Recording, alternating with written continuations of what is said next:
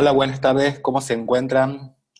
Me presento, yo soy el profesor Fernando Granero, soy profesor adjunto en esta cátedra de Derecho Administrativo y estamos en este encuentro virtual asincrónico para hablar de un poco los aspectos más importantes del segundo módulo de la materia Derecho Administrativo, que es el referido a las fuentes principales del derecho administrativo y en la segunda parte a potestades regladas y discrecionales. Lo más importante que ustedes tienen que tener en cuenta en esta clase va a ser que vamos a hablar de las fuentes principales y otra fuente importante que es los reglamentos se va a tratar en otro módulo.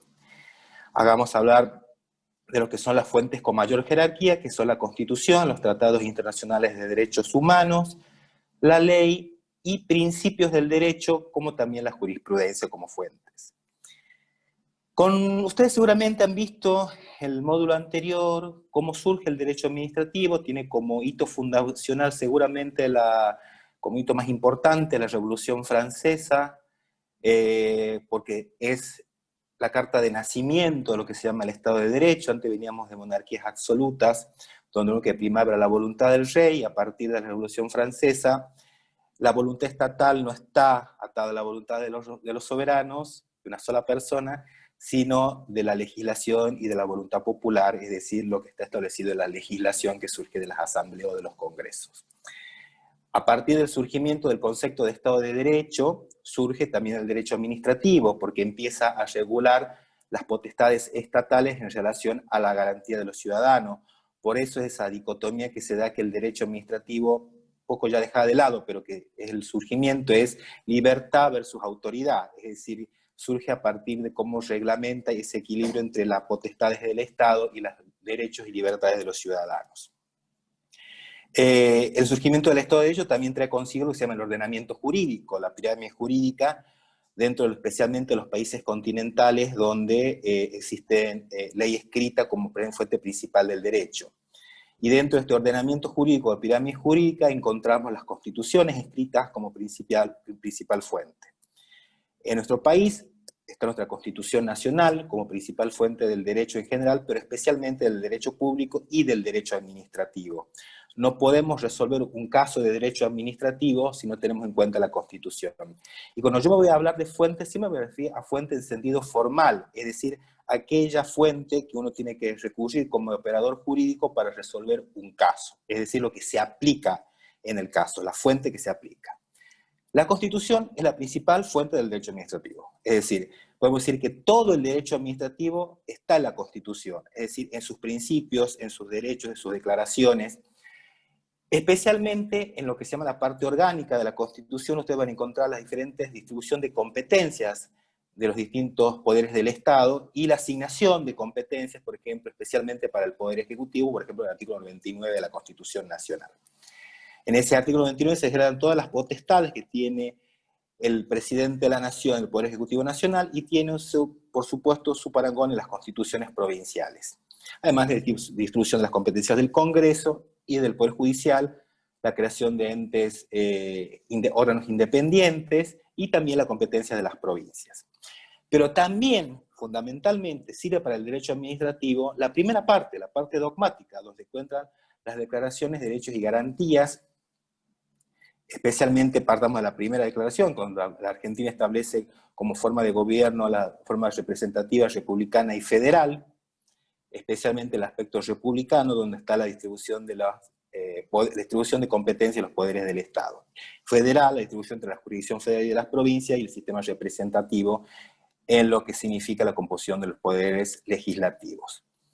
Pero a través de ahí surgen una serie de declaraciones y principios y derechos que tienen y garantías que tienen los ciudadanos que tienen que tenerse en cuenta para la reglamentación y el ejercicio de esos derechos y para el ejercicio de potestades del Estado. Y también de ahí devienen muchos aspectos importantes del derecho administrativo, es decir, principios fundacionales del derecho administrativo como el principio democrático de gobierno, el principio y el respeto por la propiedad privada, el principio de igualdad en el acceso a los cargos públicos y en el trato de los ciudadanos, el principio de reserva de ley en el artículo 19 de la Constitución Nacional, el respeto al derecho a la intimidad, el principio de libre circulación, que está tan discutido y tan puesto en los medios de comunicación, que está en el artículo 14, la libertad de asociación, el derecho a la libertad de expresión y de prensa, y también el principio de razonabilidad,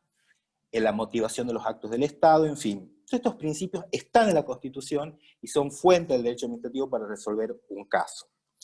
A partir de la reforma de 1994, ustedes no olviden que se incorpora un plus de derecho a la Constitución Nacional de 1853-60, que son los derechos que surgen de los tratados internacionales con jerarquía constitucional de derechos humanos, y está en el artículo 75, inciso 22 de la Constitución Nacional. Esto es un nuevo catálogo de derechos que se incorpora a la Constitución en igual jerarquía y que viene a ser un plus de garantía respecto de los ya contenidos de la Constitución Nacional.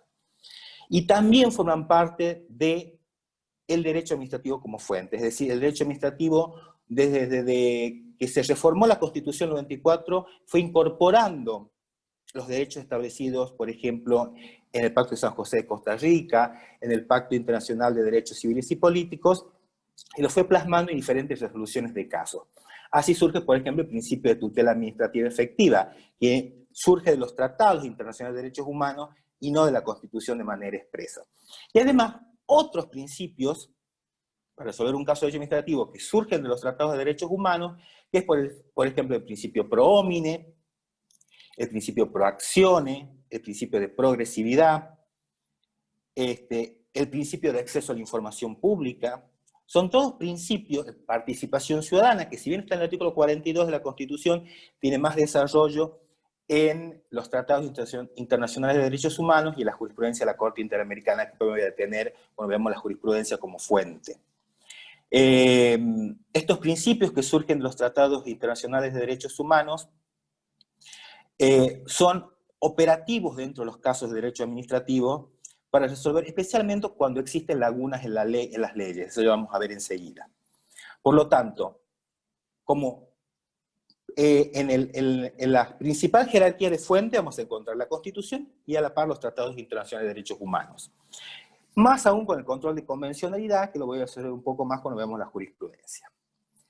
En segundo lugar, como fuente encontramos los tratados internacionales con jerarquía superior a las leyes, es decir, aquellos tratados que no tienen jerarquía constitucional, que no fueron incorporados a la Constitución por el sistema del artículo 75, inciso 23, pero que tienen jerarquía superior a las leyes, como por ejemplo todas las disposiciones de los tratados de integración, o los referidos al Mercosur especialmente, todo lo que sea el comercio dentro de los países del Mercosur, tienen esa jerarquía. Después viene la ley en sentido formal, es decir, las leyes que dictan el Congreso y las legislaturas provinciales. Tienen esta jerarquía que regula bastante el derecho administrativo. El derecho administrativo es un derecho legislado, es un derecho que encontramos mucha normativa dictada por el Congreso y por las legislaturas provinciales, y tiene una particularidad que tienen que tener en cuenta. El tema de la jurisdicción de la ley aplicable. ¿Por qué? Porque ustedes saben, en virtud del artículo 75, inciso 12 de la Constitución, y el artículo 121 de la Constitución, que las provincias, los gobiernos locales, se han reservado el dictado de las normas de derecho público local. Y dentro del derecho público local se cuenta todo el derecho administrativo. Es decir, que vamos a encontrar 24 jurisdicciones, de estas 24 incluyo a la Ciudad de Buenos Aires, al gobierno autónomo de la Ciudad de Buenos Aires, que dictan normas de derecho público local, especialmente de derecho administrativo. Por lo tanto, podemos encontrar tantos derechos administrativos como provincias y Ciudad de Buenos Aires tenemos, además del sistema federal de derecho administrativo.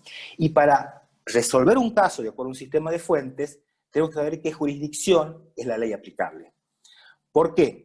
Porque ustedes van a encontrar en un caso de empleo público de la provincia de Tucumán, no aplicando la ley marco de empleo público de la nación, ni tampoco, por supuesto, la LCT, la ley de contrato de trabajo, porque eso es derecho privado.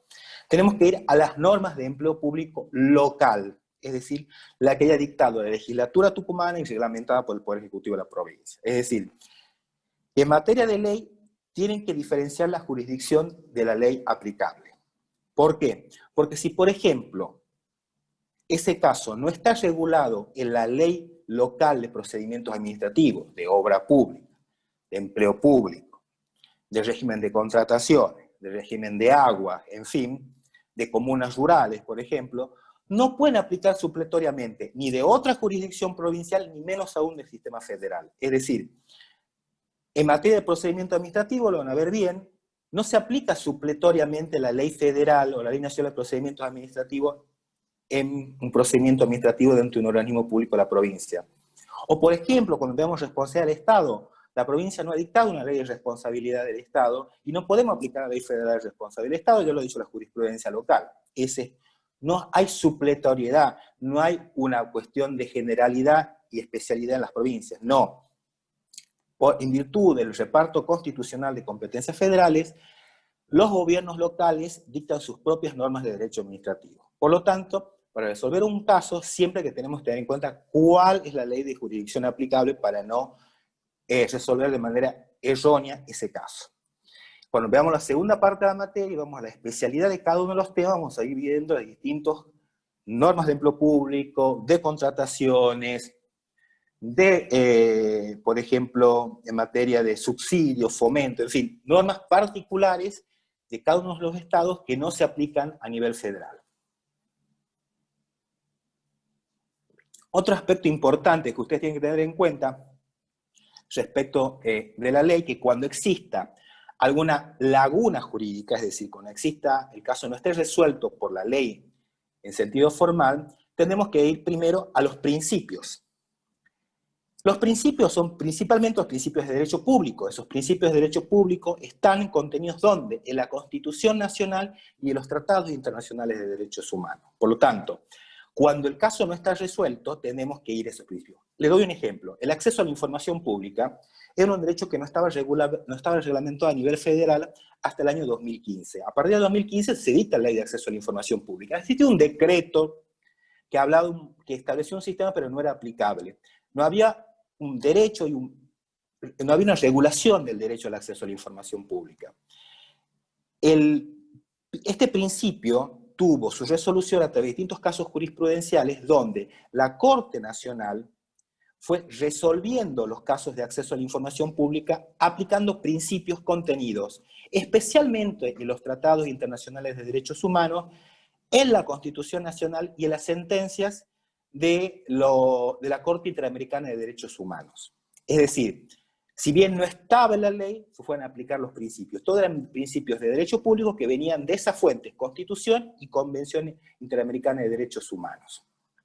Un poco estaba dando vueltas por el derecho de libre expresión o de libertad de prensa, pero especialmente fue tomado los principios de derecho público que surgían de estos casos. El principio de participación ciudadana es otro principio que, si bien está contenido, muy escuetamente en el artículo 42 de la Constitución, también fue desarrollado por la Corte en diferentes sentencias, y hoy es un principio que forma parte del derecho administrativo, por más que necesita quizá una ley que reglamente la participación ciudadana. El derecho a la salud es otro, por ejemplo. El derecho a la salud es un derecho que por ahí no está en la Constitución Nacional, no está expresamente, está el derecho pero surge de los tratados internacionales de derechos humanos, y es otro principio que se aplica dentro del derecho administrativo. Cuando un caso, y podemos decir que haya principios generales del derecho que también se aplican al derecho administrativo, obviamente el principio de buena fe, de legítima confianza, que por ahí vienen del derecho privado, pero que son aplicados al derecho administrativo. Entonces, los principios también pueden ser fuente de derecho para resolver un caso, pero especialmente aquellos principios que surgen del derecho público.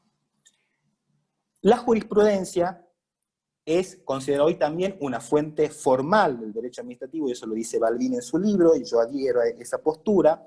Es decir, que para resolver un caso de derecho administrativo también debemos recurrir a los precedentes que dictan especialmente la Corte Suprema de Justicia de la Nación a nivel federal y la Corte Suprema de Justicia de la provincia a nivel local. Es decir, Esa doctrina legal, como se le denomina, de los fallos, son fuentes para resolver un caso de derecho administrativo cuando necesite ser interpretado y la resolución no surja de manera expresa de la ley.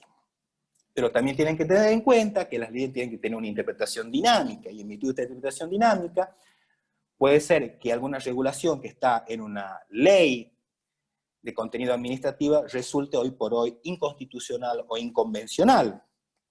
Ejemplo, el principio de igualdad, el acceso al cargo público, ha tenido un derrotero muy importante en materia de control de constitucionalidad, y por reglamentaciones de acceso a cargos públicos han sido declarados inconstitucionales porque hoy por hoy no están de acuerdo, no cumplen los estándares de constitucionalidad o convencionalidad de acuerdo a los pactos internacionales de derechos humanos. Por lo tanto, eso no surge de una norma expresa, no surge de un tratado, sino de la interpretación que hacen los jueces de esos principios, de esos derechos y esas garantías.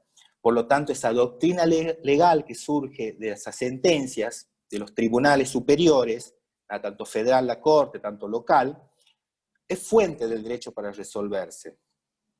No solo son guías interpretativas, ténganlo en cuenta. ¿Por qué? Porque ustedes saben, en virtud de la doctrina de la arbitrariedad, si alguien se aparte de manera infundadamente de una doctrina legal de la Corte, ese fallo puede ser casado, puede ser susceptible de un recurso extraordinario y llegar a las máximas instancias, como sea la Corte Nacional o la Corte Local, y declarar inconstitucional esa interpretación que haya hecho un tribunal inferior o la aplicación que haya hecho un órgano administrativo de un determinado caso. Pero lo fundamental es que ustedes adviertan que hoy por hoy la jurisprudencia es fuente para resolver un caso y es importante conocerla. Incluso hay institutos del derecho público y del derecho público en todos sentidos que fueron regulados por la jurisprudencia. Cuando veamos responsabilidad del Estado, por ejemplo, la responsabilidad del Estado, también hasta el año 2015, fue un instituto del derecho público que fue desarrollado completamente por la doctrina de la Corte Nacional, y los distintos tribunales locales lo fueron adhiriendo a esa doctrina para definir el instituto de la responsabilidad. Si bien hoy a nivel federal hay una ley, esa ley es reflejo de la doctrina que hizo la Corte desde el año 1932 en adelante. Por lo tanto, como vemos, como la jurisprudencia es fuente de derecho y resuelve un caso. Si bien no estamos en un sistema de common law, estamos en un sistema continental, pero por el control de constitucionalidad y el control de convencionalidad que existe en nuestro país y difuso, tenemos a la jurisprudencia como fuente de derecho administrativo. Por lo tanto, haciendo un repaso a esta primera parte, lo primero, como fuente formal, tenemos la Constitución Nacional y los tratados internacionales de derechos humanos en igual de jerarquía, y son un plus. ¿Me entienden? Los tratados de integración, o los tratados con jerarquía superior a las leyes dictadas por el Congreso y por la legislatura, recuerden que es jurisdicción, si es local o si es federal. Si es un caso de un organismo local, tendrá que aplicar la legislación de derecho administrativo local.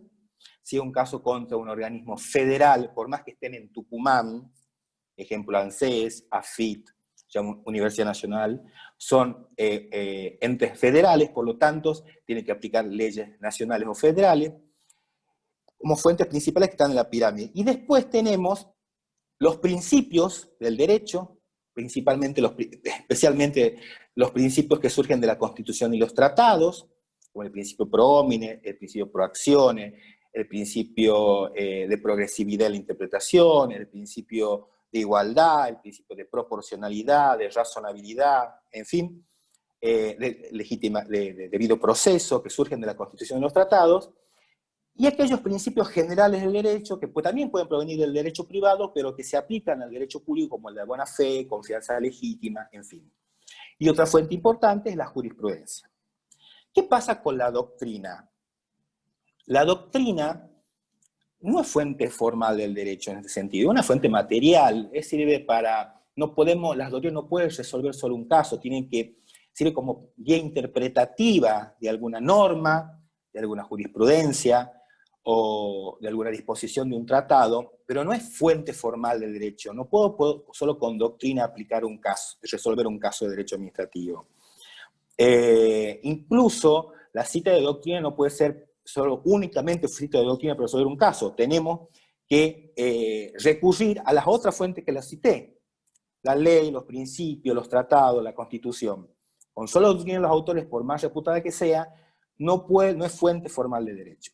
La costumbre tampoco puede ser fuente formal de derecho. Existe el precedente administrativo, es decir, esa forma que tiene la administración de resolver un caso análogo de la misma manera. Pero la doctrina como precedente administrativo no sirve tampoco para resolver un caso, sino que seguramente está sustentada en principios, en normas o en jurisprudencia. Pero como tal, no existe costumbre como fuente del derecho administrativo. Cito el precedente, cuando ustedes vean el precedente, pero esa es la reiterada manera que tiene la administración de resolver un caso. Pero para esa resolución ha tenido que primero hacer una tarea interpretativa de legislación, de principios, de disposiciones de la Constitución, para resolver ese caso análogo de manera similar. Esto como fuente. La otra fuente importante son los reglamentos, los famosos decretos, pero eso lo ven en una clase, en otra clase distinta. Y lo importante es que tengan en cuenta toda esta pirámide jurídica como el contexto donde ustedes tienen que situarse para resolver el caso del derecho administrativo. Recuerden también que puede haber conflicto. Cuando hay un conflicto entre fuentes, tienen que apelar a la jerarquía. Eso es fundamental. Si ustedes ven que una fuente como una legislación local se contrapone a disposiciones de la Constitución Nacional, aquí tenemos un caso de derecho administrativo y un caso donde tienen que resolver de acuerdo a la jerarquía de fuente, que prima la disposición de la Constitución Nacional. Y quizás tendremos que recurrir a la jurisprudencia de la Corte Suprema de Justicia de la Nación para interpretar esa disposición de la Constitución y determinar que esa ley que dicta la provincia es inconstitucional. Hoy por hoy, en épocas de pandemia, en épocas de restricciones de derechos y de bastante reglamentación, de mucho DNU, de mucha legislación dictada por las provincias, podemos encontrar casos de derecho público local que están en franca violación a disposiciones de la Constitución Nacional y especialmente de su primera parte de la Constitución Nacional. El tema, mucha tela para contar respecto a la libre circulación, por ejemplo. Por lo tanto, ahí encontramos un caso de derecho administrativo donde tenemos que apelar a las fuentes para resolverlo. Esto en cuanto a fuentes. En un repaso muy general, está todo muy bien explicado en distintos artículos de doctrina, especialmente el libro del doctor Balbín, los que extensión de Balbín. La segunda parte es referirse a las potestades regladas y discrecionales de la administración. Ustedes han visto en las clases que la administración, o poder ejecutivo especialmente, o los otros poderes ejerciendo funciones administrativas, ejercen potestades. Lo primero que digo, hablo de potestad y no de poderes. No ejercen poderes. Potestades, ¿por qué? Porque todo lo que hace el poder legislativo, el poder ejecutivo y el poder judicial está establecido en una ley. Si estamos dando esto de derecho, el poder que tiene el gobernador, un tribunal o los legisladores está reglamentado en leyes. La principal ley es la Constitución Nacional. Es decir, que la Constitución Nacional funda el Estado de Derecho y dice, dentro de esta regla de juego, todo dentro de esta regla de juego puede hacer los poderes del Estado. Y todo lo que hace son potestades que una ley escrita como una Constitución les otorga. No es un poder inherente que venga de la organización y de algo superior a las leyes, sino la Constitución le otorga potestades a los poderes del Estado. Estos tres poderes del Estado pueden, tanto el ejecutivo, el legislativo y el judicial, de acuerdo a esto de derecho, ejercen estas potestades con mayor o menor discrecionalidad. ¿Qué significa esto? Con mayor o menor margen de libertad en la apreciación de lo que es el interés público, porque no olvidemos que el fin último de los tres poderes del Estado es garantizar las libertades y garantías de las libertades y derechos ciudadanos en un marco de interés público. Pero de esos tres poderes, los que más interpretan cuál es el interés público son los poderes más políticos, son aquellos donde el pueblo ha elegido sus representantes. ¿Cuáles son esos dos poderes más políticos? El poder ejecutivo y el poder legislativo. El poder judicial no es un poder político, porque cuando los jueces no son elegidos a través del voto, y tiene menos margen de discrecionalidad, porque tiene en ese sentido de interpretar el interés público. Pero no quiere decir, desde Madison versus Marbury, en la Corte norteamericana, que no tenga contenido político alguna sentencia. ¿Por qué? Porque muchas veces los jueces tienen que traer el contexto social, una serie de cosas, y utilizan argumentaciones políticas, o la buena teoría política, para resolver un caso, dentro del margen de lo que dice la Constitución o la ley. Porque hay conceptos como, por ejemplo, el de participación ciudadana, un concepto netamente político. La participación ciudadana del siglo XXI a través de redes sociales y demás no es la misma participación ciudadana del siglo XIX, donde solo existían periódicos y prensa escrita, ¿me entienden? Por lo tanto, cuando un poder judicial interpreta un concepto como participación ciudadana, lo hace en un contexto político, y en ese caso está dentro de un margen de discrecionalidad política para interpretarlo. Pero los dos poderes que ejercen potestades políticas son esencialmente el Ejecutivo y el Legislativo, y tienen mayor margen de discrecionalidad. Pero discrecionalidad en el sentido de que el ejercicio de esa potestad discrecional está dentro del ámbito del ordenamiento jurídico. ¿Qué quiere decir? Que el ejercicio de esa potestad política discrecional y la interpretación del interés público tiene un marco legal. No es el absolutismo de los reyes de la monarquía absoluta. No es la mera voluntad del político, no, sino que está todo en el contexto de la legalidad, del principio de juridicidad que le da el ordenamiento jurídico. Esa pirámide jurídica que recién referí con las fuentes. Y a la par de potestades discrecionales, están las potestades regladas que tienen especialmente el Poder Ejecutivo. ¿Qué son potestades regladas y qué son potestades discrecionales desde el punto de vista conceptual?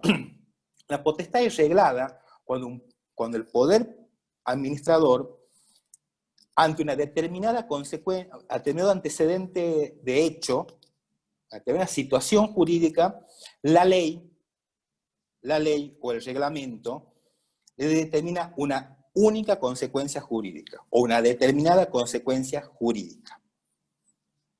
Una sola opción. Por ejemplo, la persona, el agente público ingrese y tenga un título de más de 5 años de grado, tendrá un 17% de aumento de sus haberes o de adicional en sus haberes. Una sola consecuencia jurídica. No puede inventar otro adicional. Es una única consecuencia. Hay potestad discrecional. Cuando identificamos una potestad discrecional dentro de la administración, cuando ante una determinada antecedente de hecho o situación jurídica, el poder administrador tiene 2 o más opciones válidas y justas para resolver o para elegir, ¿me entienden? Es decir, cuando no hay una única y determinada consecuencia, sino 2 o más válidas y justas. La ley le determina cuáles son esas 2 o más. O le da un margen, un rango de opciones para elegir. Ejemplo, cuando un empleado ha tenido 6 o más inasistencias continuas o discontinuas injustificadas en el año calendario, la administración podrá aplicar una sanción que irá de un apercibimiento a una cesantía. ¿Ves cómo va el rango de apercibimiento a cesantía? De lo menor a lo mayor. Hay un rango de opciones todas válidas o justas. Puede elegir el órgano administrativo cuál aplicar. Pero acá está el quid de la cuestión. ¿Cómo es la elección? ¿Cómo elige esa opción? Esa potestad discrecional no significa arbitrariedad. Y aquí está el tema. Acá está la cuestión de la potestad discrecional, que no puede extralimitar si ser una potestad arbitraria, ejercida arbitrariamente. ¿Qué significa arbitrariedad? Sin fundamento, sin razón, sin fundar la decisión. Entonces, las potestades del Estado, si uno analiza toda la reglamentación que tienen los poderes estatales, especialmente el Poder Ejecutivo, está plagada de potestades discrecionales y potestades regladas. Y en virtud de eso, Vamos a poder ver si se extradita o no en su ejercicio de potestad los órganos administrativos. Cuando uno analiza, por ejemplo, totalmente la potestad sancionadora de la administración, ya sea en un contratista de obra pública, en un empleado público, en una entidad privada que está siendo controlada, el Estado tiene rango de opciones para aplicar sanciones. Pero cómo aplica esas sanciones el que la cuestión, es decir, que no la aplica arbitrariamente. Porque ahí se está ejerciendo de manera ilegítima la potestad discrecional. O cuando, por ejemplo, tiene que otorgar determinados permisos o concesiones también, ¿cómo ejerce esa potestad discrecional? Por eso el límite a las potestades discrecionales es un gran tema dentro del derecho administrativo. Pero antes quiero aclarar algo, y todos los autores lo aclaran. No hay potestades absolutamente regladas ni absolutamente discrecionales. Ustedes van a ver que hay potestades discrecionales que tienen elementos reglados. Es decir, ejemplo, la competencia del órgano para dictar el acto administrativo, para dictar la decisión administrativa. Es decir, la competencia es un elemento de la decisión administrativa, del acto administrativo, reglado, porque la ley dice que órgano es competente para dictar tal o cual decisión. Es decir, por ejemplo, ya lo van a ver cuando vean competencia, el ministro de Educación no puede dictar normativas respecto a la policía. Es materialmente incompetente, ¿me entienden? El gobernador de Tucumán no puede dictar disposiciones respecto a una municipalidad en Salta, o respecto a los ciudadanos salteños. Es territorialmente incompetente. Por ejemplo, un gobernador que está interino no puede dictar respecto al titular cuando se le acabó la licencia, por ejemplo. Un interventor federal respecto de cuando se terminó la intervención, en razón del tiempo. Por eso, ese es un elemento reglado dentro de una potestad discrecional. Muchas veces la causa también es un elemento reglado. La situación jurídica es una determinada situación jurídica, no la puede cambiar. Ejemplo, materia jubilatoria. 30 años de servicio y tantos años de edad, 60 la mujer y 65 el varón. No puede venir el órgano previsional, decir, te doy a los 50 con 20 años. No, es un elemento reglado para el otorgamiento del beneficio previsional, la edad y los años de aporte.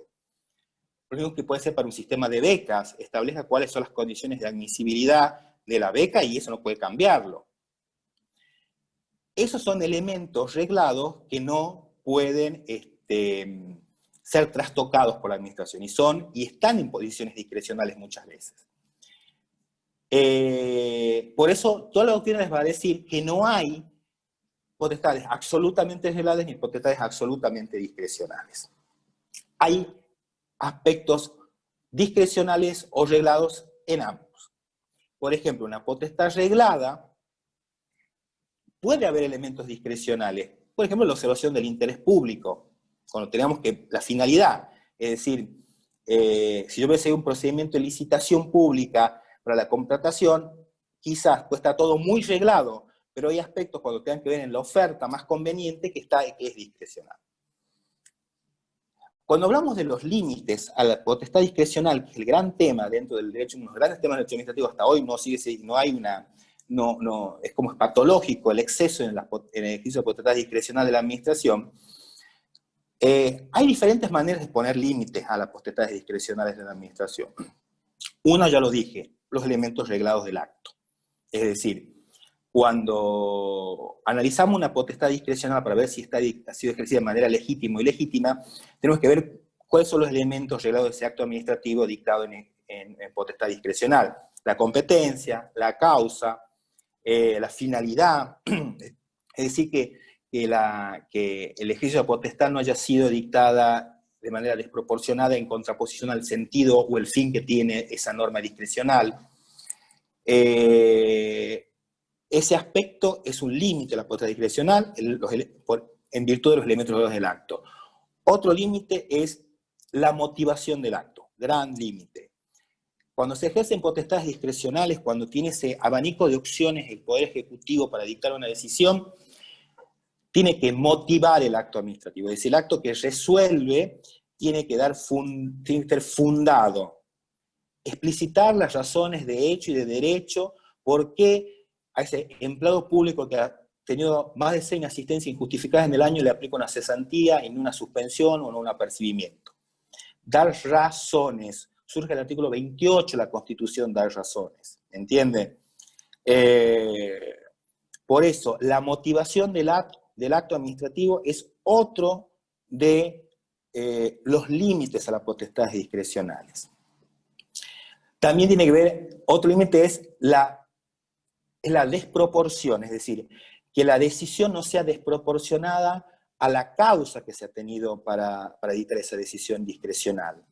El principio, eso tiene que ver con el principio de razonabilidad de la decisión administrativa, que también surge el artículo 28 de la Constitución. Es decir, las decisiones discrecionales para resolverla tienen que tener un sentido de proporción y razonabilidad a la medida. Hoy mucho se habla de eso, por ejemplo, respecto a las restricciones de circulación en época de pandemia. Hay provincias que, teniendo en cuenta un interés público, como es la salud pública de sus habitantes, deciden negar de manera rotunda el ingreso a las personas, y han ocurrido situaciones donde se han confrontado derechos individuales de familiares para despedir a sus padres, a sus hijos, y de una manera u otra está en colisión con otros principios o derechos de la Constitución, como el derecho a la dignidad de la persona, por ejemplo. Entonces, hay que ver si esa decisión de salud pública es proporcional al fin, ¿me entienden? Entonces, ahí juega el principio de proporcionalidad y de razonabilidad dentro de una decisión administrativa y discrecional, ¿me entiende? Porque, ¿en qué está la discrecionalidad de decisión?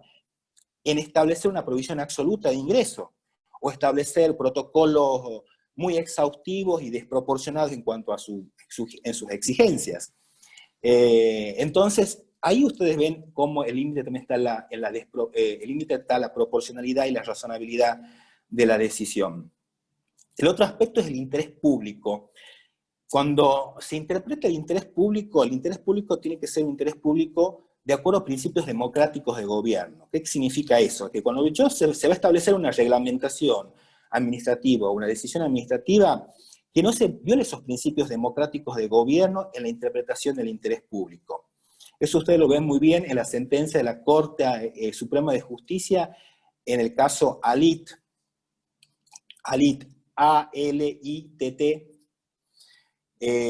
cuando interpreta la Corte la denegación de la Inspección General de Justicia en darle la personería jurídica a una asociación que tendía a garantizar los derechos de la comunidad travesti y transexual, porque considera que no había interés público en esa asociación de poder otorgársele la personería jurídica. La Corte Suprema del año 2006 consideró que esa interpretación del interés público era antidemocrática, antipluralista, y iba en contraposición a lo que establecía nuestra Constitución y los tratados internacionales de derechos humanos. Por lo tanto, el concepto de interés público desde una visión democrática y pluralista de gobierno es otro límite, porque el interés público, como dice la Corte en este fallo Alitt, no es el interés de la mayoría sobre la minoría, no, sino que el interés público es que todas las minorías pueden integrarse en un ordenamiento jurídico y de alguna manera u otra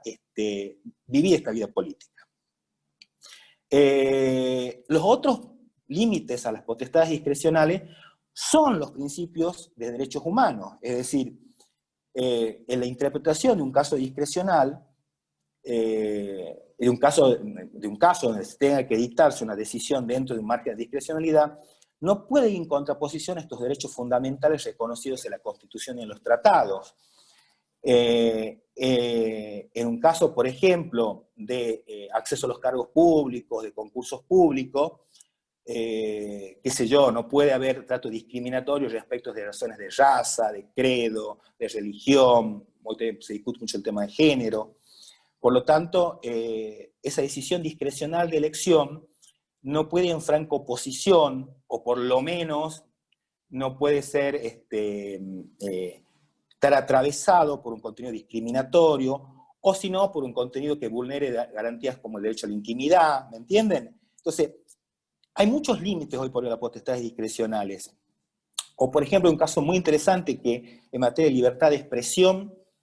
se da el caso editorial de Río Negro versus Gobierno Nacional, perdón, de la provincia de Río Negro, cuando la provincia de Río Negro había decidido retirar toda su publicidad oficial de este editorial que editaba el diario de Río Negro, y con esa manera, de una manera u otra, estaba ejerciendo un poco de censura previa porque el financiamiento ya no venía más del Estado y de una manera lo dirigía otro medio.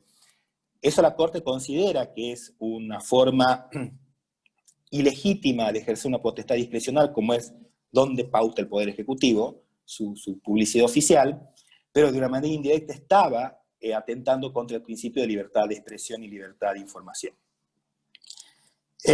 Todo esto lleva a determinar que no podemos decir que existe un ámbito no controlable por parte del Poder Judicial respecto de las potestades discrecionales. No hay potestad absolutamente discrecional que los poderes, que el Poder Judicial no pueda controlar de un Poder Ejecutivo.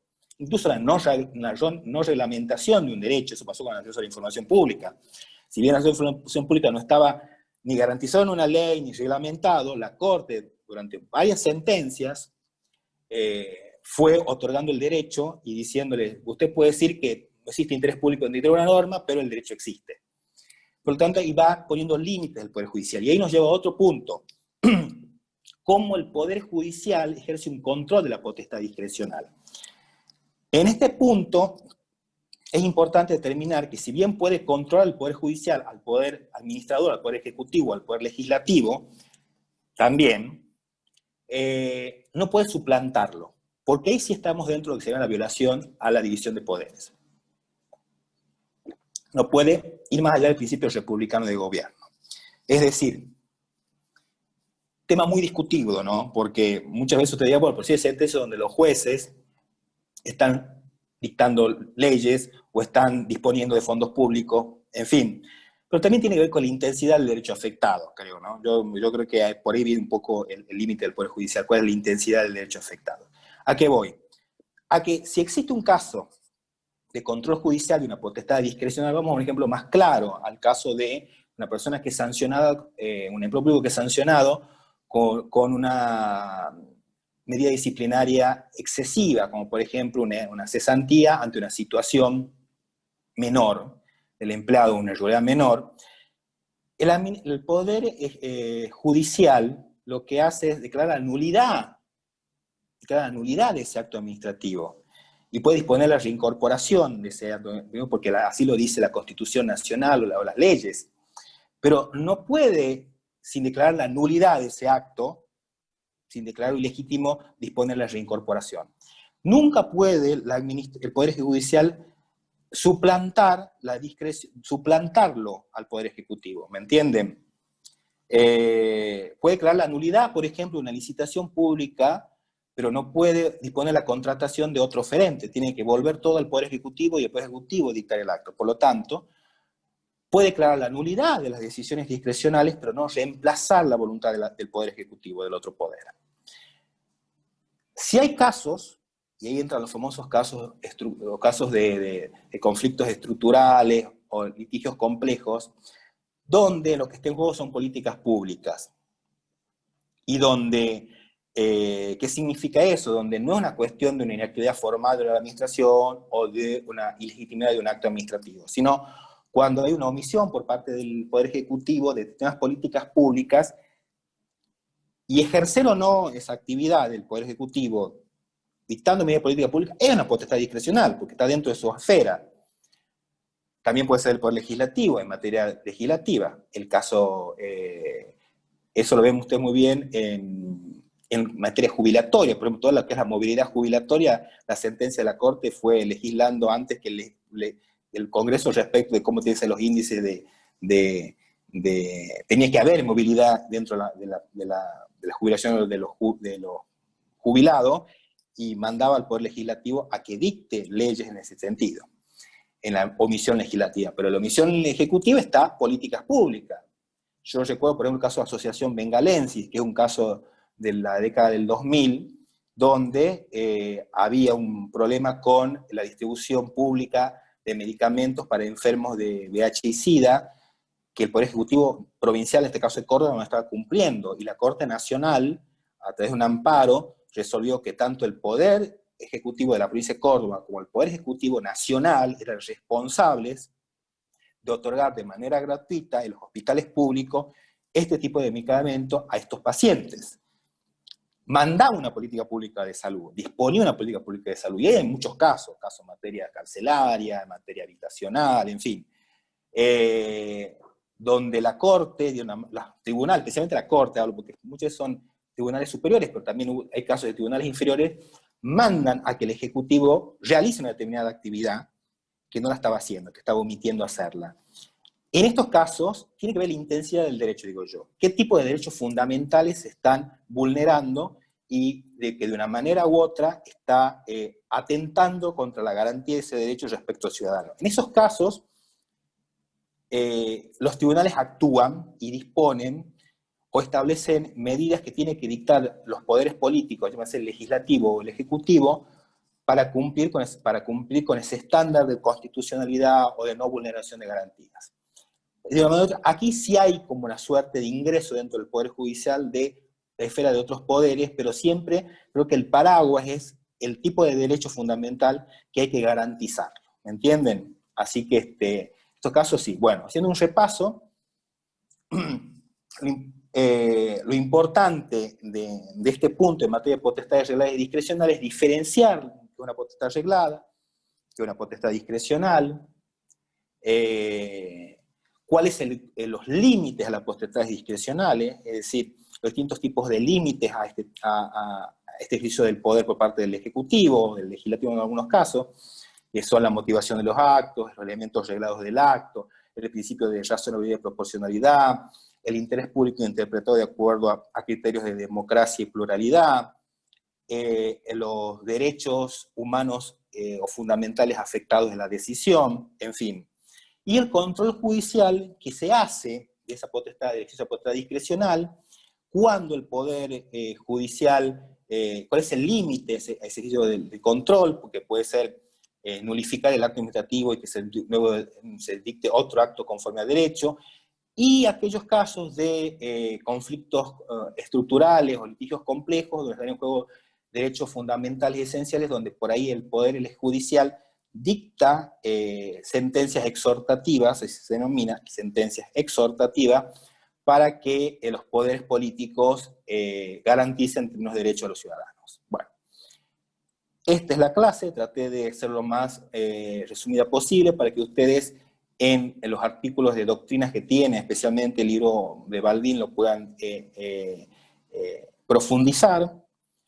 Creo yo que es fundamental en este tema conocer muy bien el sistema de fuentes, de jerarquía de fuentes, especialmente referida a cómo interactúan las fuentes legislativas con los tratados internacionales de derechos humanos, surgen principios como el de tutela administrativa efectiva, y el tema de reconocer una potestad discrecional y cuál es el límite, los límites de esa potestad discrecional. Bueno, esta ha sido mi clase, espero que les haya servido como guía de estudio y ahonden en los artículos de doctrina y jurisprudencia que será subido al campus. Muchas gracias, hasta luego.